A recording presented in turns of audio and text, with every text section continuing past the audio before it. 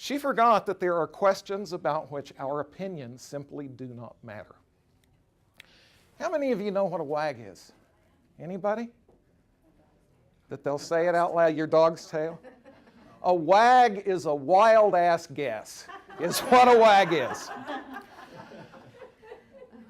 Quite often, the things that we think that we know, we really can't claim to know at all. Really, they're just wags. And wags come in lots of different flavors. This study reached a very interesting conclusion.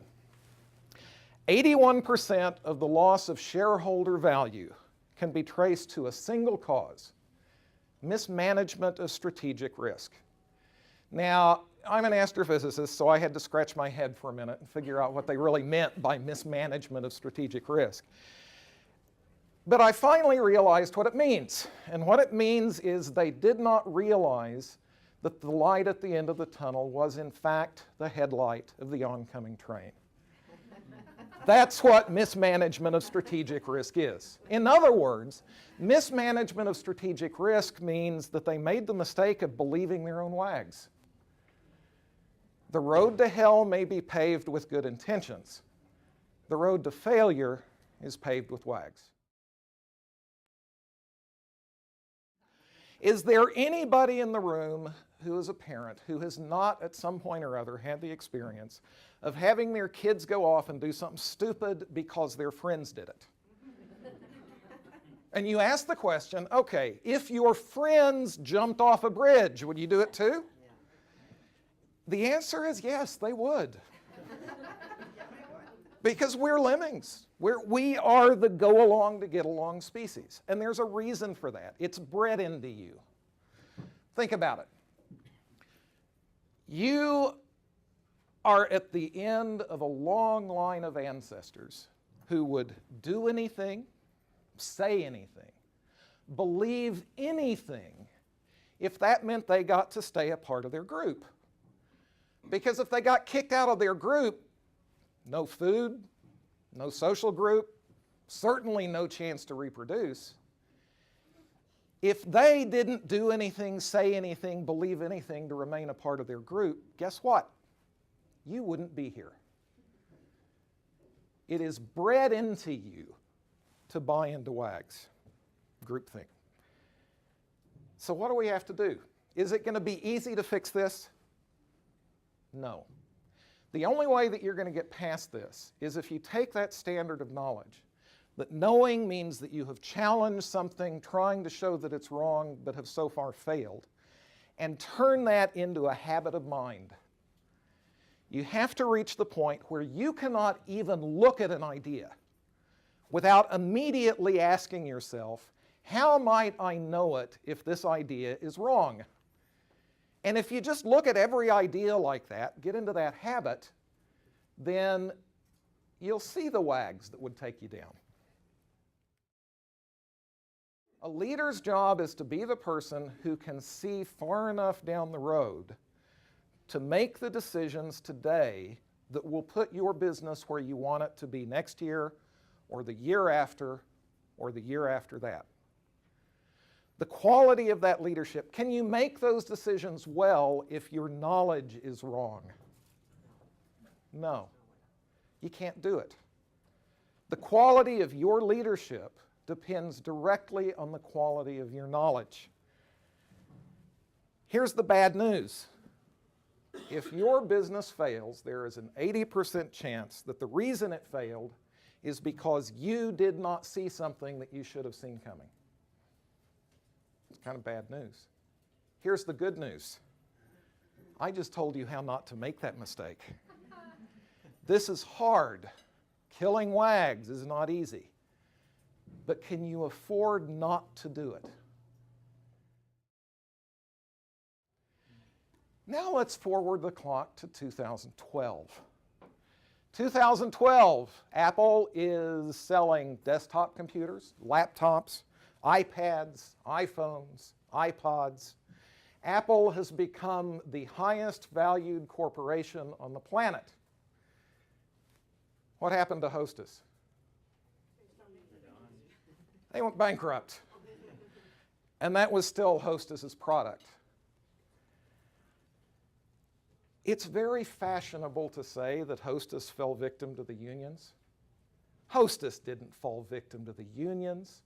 Hostess fell victim to their leaders' complacency, their leaders' groupthink, their leaders buying into the idea that this has always worked, so it will continue to work. That's what took down Hostess. Innovation. You hear a lot about innovation. I'm an astrophysicist. I know from innovation. You know, my whole career, frankly, has been about the life cycle of ideas. You know, the old joke, it doesn't take a rocket scientist. I have a t-shirt that I sometimes wear if I'm teaching a college class that says, actually, I am a rocket scientist. Innovation. The first thing that you need to do if you're going to innovate is you've got to find the killer opportunity. You have to find the opportunity, the thing out there that, boy, if I can invent the better mousetrap, if I can solve that problem, then the world will be the path to my door. Question is, where does that opportunity come from? I just told you. You've worked it out. You've convinced yourself that it'll work. You're going to be the hero. You were vested in this idea. And then you go into a room and you present it. And what does everybody in the room immediately start doing? Tearing it down. Do you suppose that that is a comfortable place to be? No, I can tell you from experience, that is not a comfortable place to be. This is hard. Which brings us to another concept that people talk about, teamwork. If you're testing WAGs, you know, people talk about a team working together. From my perspective, the value of teamwork is less in the unity of the people on the team than it is in the diversity of the people on the team. Because if you've got a team, everybody on the team brings with them a difference in background, a difference in expertise, a difference in experience, a difference in perspective. So if you're trying to attack a WAG, the thing that a team gets you is lots of vantage points from which to see the idea's problems. That's what a team's for, but it's hard. And this is a challenge I'm going to give you. You know, I gave you the practical, this is the takeaway message. Now I'm university professor, I have to assign homework. Here's your homework. Leave here, and when you've got a little time and it's quiet and you can think to yourself, what are the fundamental assumptions? What are the fundamental ideas that underlie my business plan? And after you have those, think about how you know those things. And I would bet you a good bottle of scotch that you'll find that several of the items on that list fall into the category of I just know it, it's groupthink, somebody told me it's true, I want it to be true, this worked last year, I guess it'll still work this year. Next thing you do is you start looking for reasons to doubt those ideas. Start actively trying to show that they're wrong. If you do this, I will bet you that several people in this room will have a different business plan in a year than they have today. Pure and simple. In other words, what we did is we said, here's a WAG, it matters, we know what really matters, and we are going to keep our eyes on the prize. Be willing to give something up to keep what it is that we really had to have.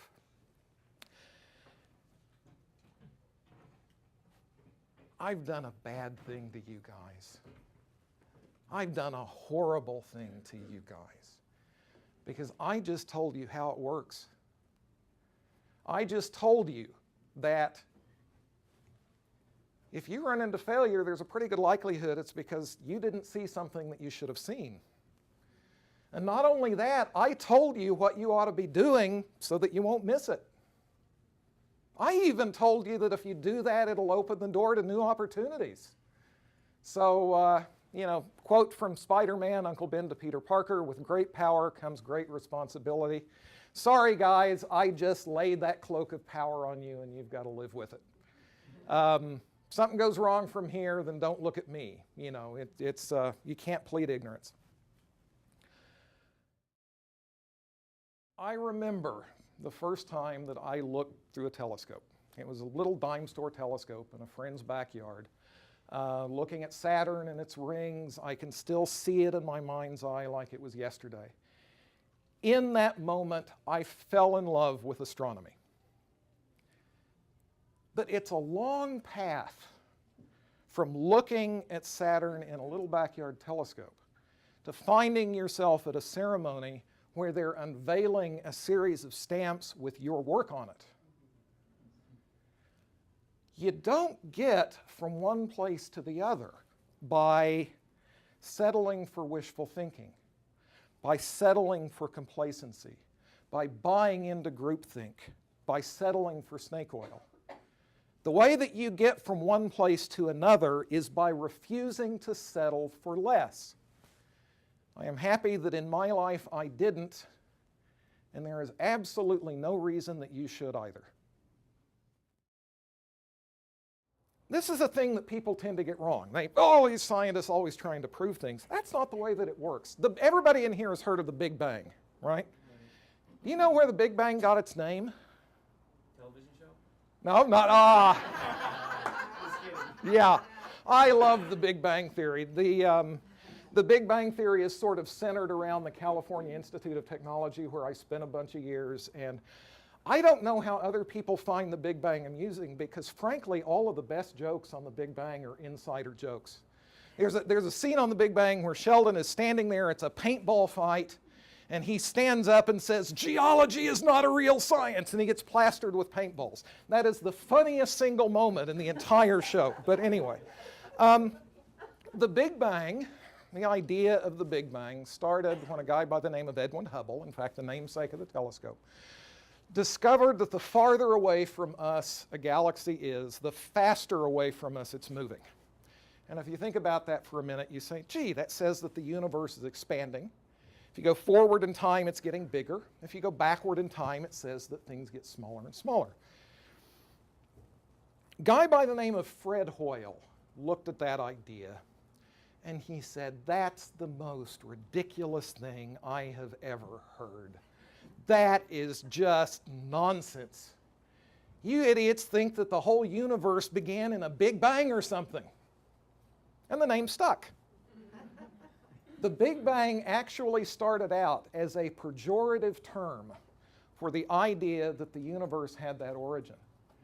And now I can stand up here today and say it is a fact that the universe began in a Big Bang. The reason I can say that is that for roughly the last 90 years, thousands of very, very smart people have done everything that they can think of to show that that idea is wrong and have failed.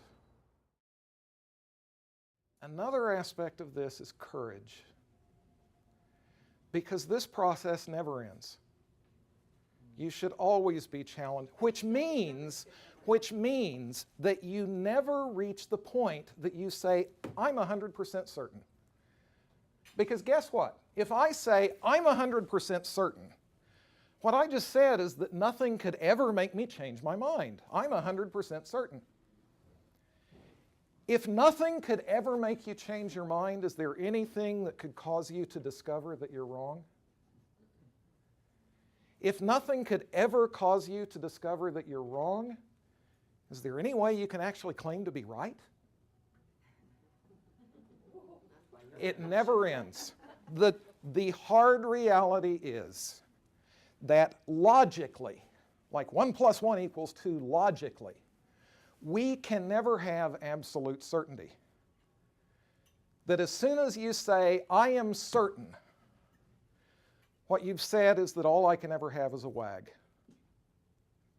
Knowledge and certainty are the opposite of each other. What that means is that when you act, it requires courage. Courage to act understanding that there's uncertainty. Courage to act even as you continue to look for flaws in what it is that you're thinking. Never, I never promised that I was going to come in here and make it easy for you. But that's the reality. If you think about it, though, now at least you know that you're acting in the face of uncertainty.